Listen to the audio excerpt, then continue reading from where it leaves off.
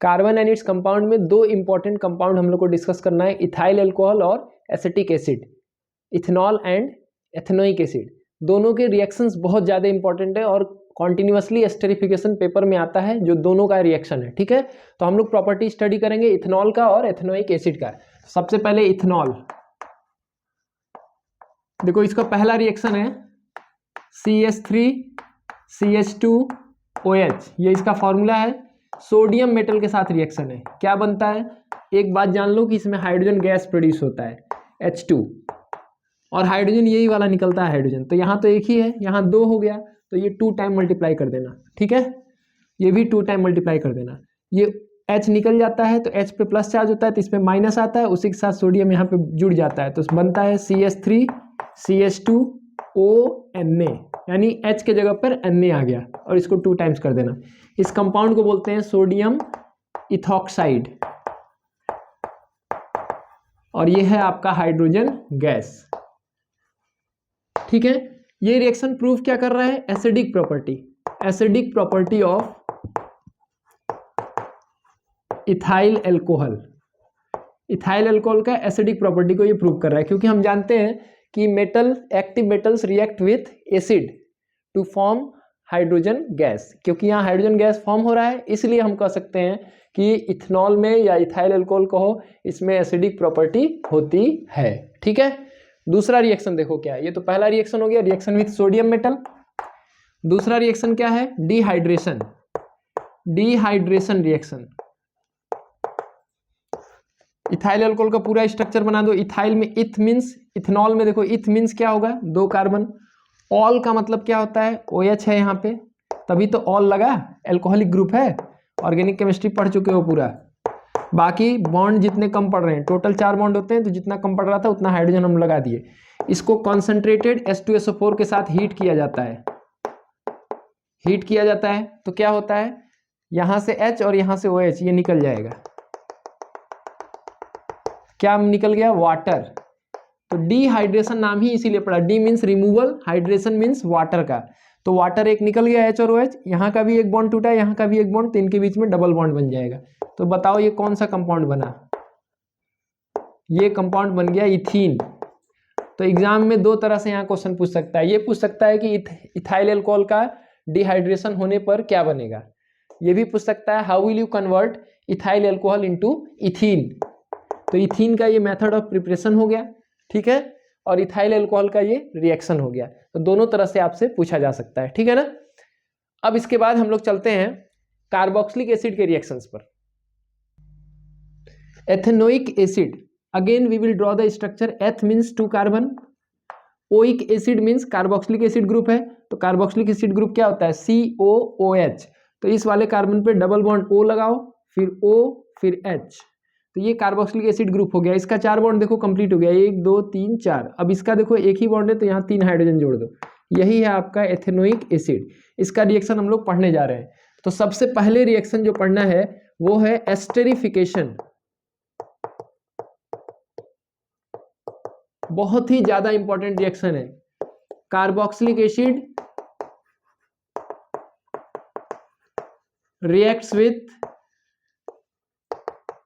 alcohol to form ester. This reaction is called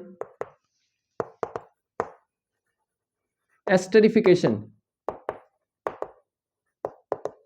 reaction देखो क्या है, CH3 C double bond O OH, और ethyl alcohol को ऐसे लिख दो CH3 CH2 OH। क्या होगा, ये वाटर निकल जाएगा ऐसे और ये जुड़ जाएगा, क्या बनेगा, CH3 CO O CH2 CH3। देखो एसिटिक एसिड इसको बोलते हैं, ये एसिटिक एसिड है और ये क्या है, इथाइल अल्कोहल है। ये ग्रुप इथाइल हो गया, ये एसिटेट आयन से वाला पार्ट हो गया, तो क्या नाम हो गया, इथाइल एसिटेट। ये है एस्टर, ठीक है। Why is esterification so much important, esterification इतना ज्यादा इंपॉर्टेंट रिएक्शन क्यों है, क्योंकि एस्टरिफिकेशन से एल्कोहल के प्रेजेंस का टेस्ट किया जा सकता है। ठीक है, मान लो कहीं पर कोई एक्सीडेंट हो गया और ये टेस्ट करना है कि कोई ड्राइवर ड्रंक तो नहीं था, तो इसको पता करने के लिए उसका ब्लड टेस्ट किया जाता है, और ब्लड टेस्ट करने में पता किया जाता है कि अल्कोहल है कि नहीं है।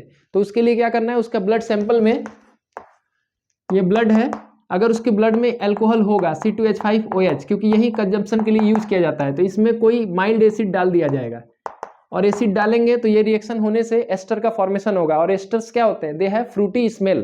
तो अगर फ्रूटी स्मेल आने लगा तो इसका मतलब उसके ब्लड में अल्कोहल है और वो ड्रंक था, तो उसको सजा मिलेगी। ठीक है ना। तो asters have Frooti smell, asters have Frooti smell. ठीक है, तो this is about the esterification. अब जो है नेक्स्ट रिएक्शन में हम लोग चलते हैं, saponification. Saponification is reverse of esterification. देखो एस्टरिफिकेशन में क्या हुआ था, एस्टरिफिकेशन यहां लिख रहा हूं, CH3COOH, this is ethanoic acid, it reacts with ethyl alcohol CH3CH2OH, तो ये निकल जाएगा, फाइनली क्या मिलेगा, एस्टर मिलेगा। ये रिवर्सिबल होता है H+ के प्रेजेंस में। CH3CO, में लिख दे रहा हूं, ये बन गया इथाइल एसीटेट, जो कि एक एस्टर है। अब जो है अगर हम एस्टर को ट्रीट करते हैं किससे, NaOH से,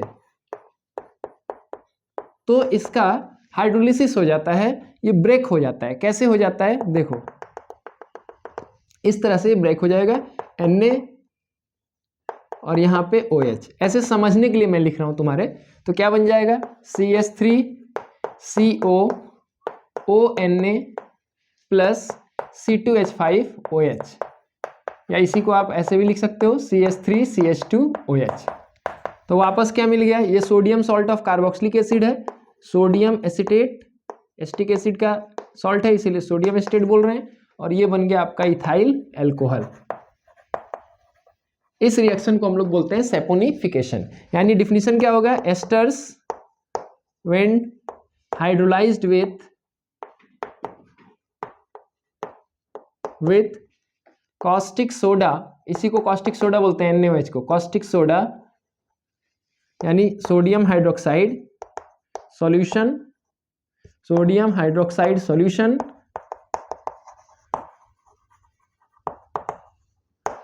gives sodium salt of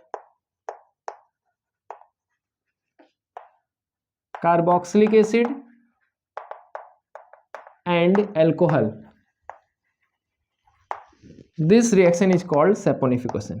This reaction is called saponification. अब हम लोग चलते हैं नेक्स्ट रिएक्शन पर, सैपोनिफिकेशन। ठीक है ना।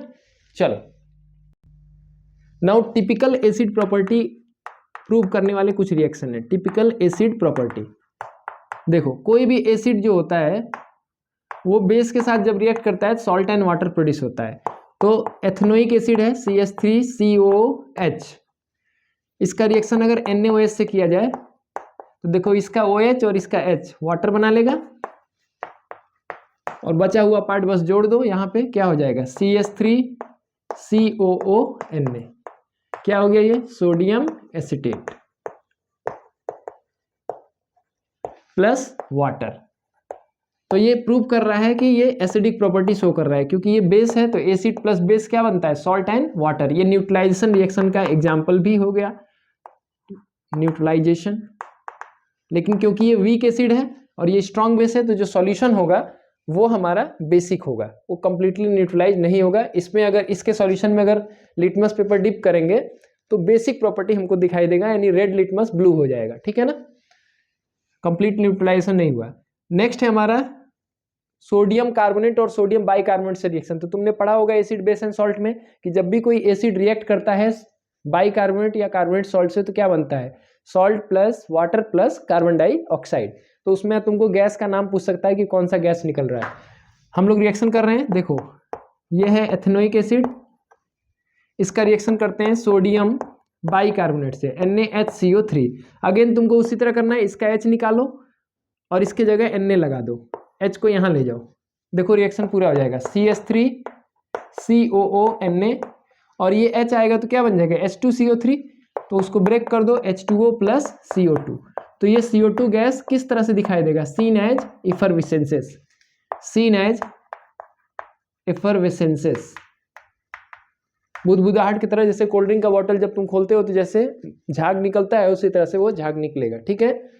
नेक्स्ट एसिटिक एसिड का रिएक्शन करो सोडियम कार्बोनेट से Na2CO3 से। तो देखो 2 सोडियम है तो पहले 2 से मल्टीप्लाई कर दो और सेम वही 2 बार करना है, यानी 2 हाइड्रोजन होगा यहाँ जाएगा, क्या बनने वाला है 2CH3COO Na हो जाएगा और 2 हाइड्रोजन है यहाँ पे, यहाँ 2 H2 बन जाएगा तो बन जाएगा H2O प्लस CO2। इस रिएक्शन में भी आपको क्या दिखाई देगा इफरवेसेंसेस, ठीक है। और ये तो कंपाउंड का नाम मैंने ऊपर लिखा ही है। तो यही टोटल 5 रिएक्शन हमारे कार्बोक्सिलिक एसिड वाले पार्ट यानी एथेनोइक एसिड में कौन कौन, एस्टेरिफिकेशन सैपोनिफिकेशन हो गया। उसके बाद से 3 जो है ये एसिडिक प्रॉपर्टी को वेरीफाई करने वाले रिएक्शन है। ये रिएक्शन से आप डिस्टिंग्विश कर सकते हैं इथाइल अल्कोहल और एथेनोइक एसिड को। मान लो क्वेश्चन आ गया कि एक टेस्ट ट्यूब में इथाइल अल्कोहल है और दूसरे टेस्ट ट्यूब में, ऐसे नहीं, रुक जाओ, ऐसे करो, आपके पास 2 टेस्ट ट्यूब है, दोनों में लिक्विड है A और B। आपको बताना है कि कौन सा लिक्विड में A में इथाइल अल्कोहल है।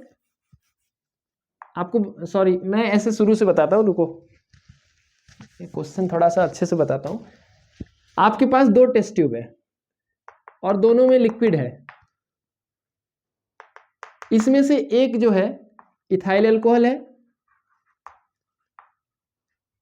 और एक जो है एथेनोइक एसिड या एसिटिक एसिड है। एथेनोइक एसिड IUPAC नेम है, एसिटिक एसिड है। कैसे पता करोगे, तो भाई देखो कुछ नहीं करना है, इसमें आप डालना सोडियम बाइकार्बोनेट NaHCO3, दोनों में डालना, या तो सोडियम बाइकार्बोनेट डालना या तो सोडियम कार्बोनेट डालना। जिसमें इफरवेसेंसेस आ जाएगा वो है एसिटिक एसिड और जिसमें नहीं आएगा वो क्या है इथाइल अल्कोहल। तो ये टेस्ट करने के लिए यूज किया जाता है। ये इस रिएक्शन से आप पता कर सकते हैं कि कार्बोक्सिलिक एसिड किस टेस्ट ट्यूब में है, क्योंकि ये रिएक्शन केवल कार्बोक्सिलिक एसिड देते हैं, यानी एथेनोइक एसिड देगा, इथाइल अल्कोहल नहीं देगा। तो ऐसे एग्जाम में क्वेश्चन जो होते हैं ऐसे कॉन्सेप्चुअली बनाया जाता है, ठीक है। तो यही 5 इंपॉर्टेंट रिएक्शन है जो कि बार बार एग्जाम में रिपीट हुए हैं, इसको जरूर आप देख लीजिएगा।